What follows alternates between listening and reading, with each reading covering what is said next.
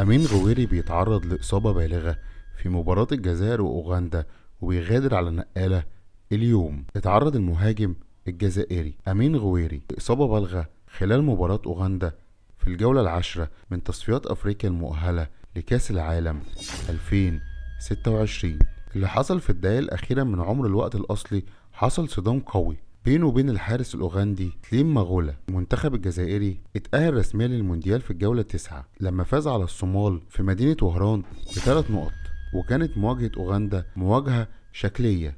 اللي حصل بالتفاصيل في الوقت اللي كان فيه المنتخب الجزائري بيضغط عشان يجيب هدف تاني، وصلت الكرة عالية عند غويري اللي كان بيسعى لضرب الكرة بدماغه، لكن الحارس الأوغندي مغولا اتدخل بسرعة وبقفزة قوية وضرب كتف اللاعب بدل الكورة، ودخلت الإسعافات الأولية بعد سقوط غويري والحارس، والاتنين وقعوا في الأرض لمدة 10 دقايق قبل ما يخرجوا من أرض الملعب على نقالة بسبب عجزهم عن السير على الأقدام.